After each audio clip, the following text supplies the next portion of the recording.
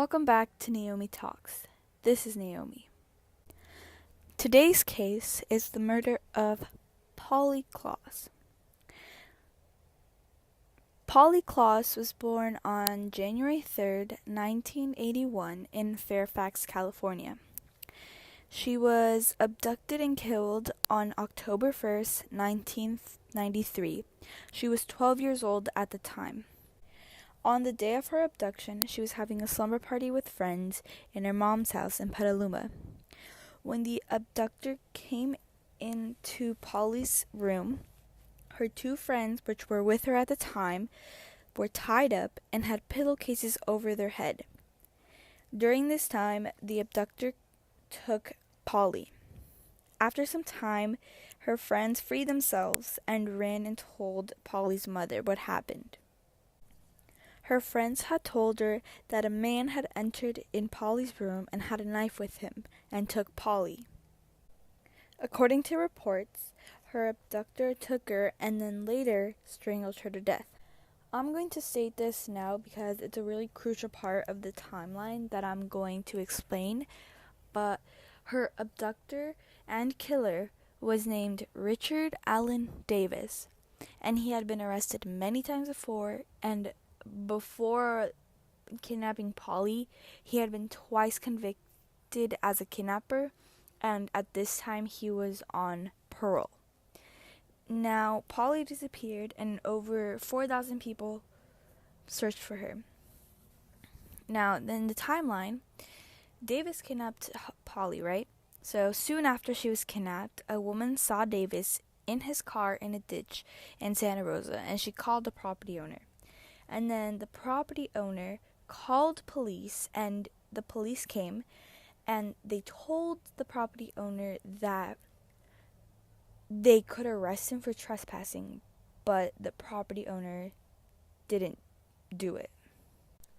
On November 28th, 1993, the same property owner from the day of Polly's disappearance was inspecting the property where Davis was, and she found a piece of clothing. Now, on this case, the Sonoma County Sheriff's Department, Petaluma Police, and FBI were working on it. Now, on November 30th, David was arrested.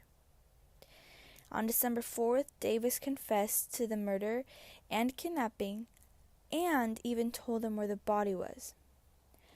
Her body was discovered south of Cloverdale along US 101 highway in a shallow grave. Davis was then convicted on June 18, 1996. Polly's body was partially clothed in her nightgown. Some of her body was mummified and others were just skeletons. The state of the body made it hard to determine the cause of death, but in her hair there was rope and pieces of clothing found, which suggested that she had been strangled. Since her body was exposed to insects and animals, it affected the process of decomposition. The head was separated from the body. There was no remains of organs that could be identified. There was no way to know if there was semen, which is really important in this case. A sexual assault was in question. The evidence for this was a condom found near the place where Davis was questioned, where he was at the ditch. In court, David accused Mr. Klaas, Polly's father, of molesting his daughter. Davis said that Polly said to him, quote, "Just don't do me like my dad," end quote. Now, Davis denied having any sexual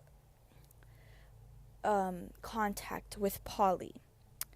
He said he was not, quote, baby raper, end quote.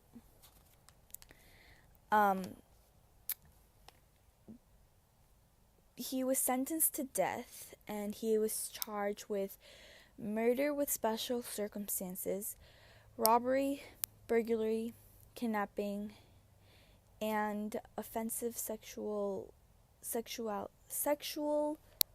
actions upon a child.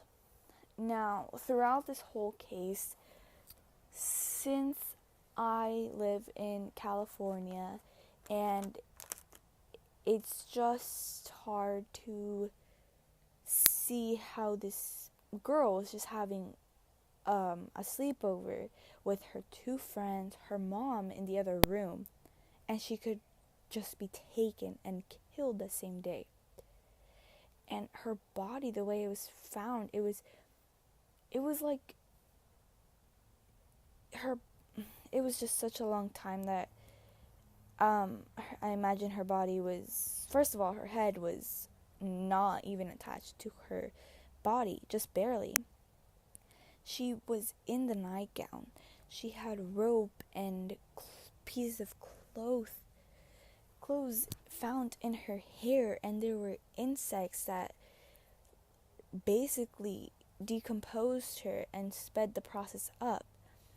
And throughout all this, her family created a foundation, and it's called the Klaas Foundation, and their mission is to get involved in missing children cases and help bring the children home and help the parents through it, because it's, in this day, anyone can go missing. Everyone is at risk. And another thing that bothers me is how Davis mentioned Polly's last words to him about her dad sexually assaulting her, and we never know what really happened that day in the end, but she was just 12 years old, and she died a horrible death, and my condolences go out to her family. But that is it for this podcast. Stay tuned for next week, where I will be reading about another murder. Thank you for tuning into my podcast. I'm Naomi, and you're listening to Naomi Talks.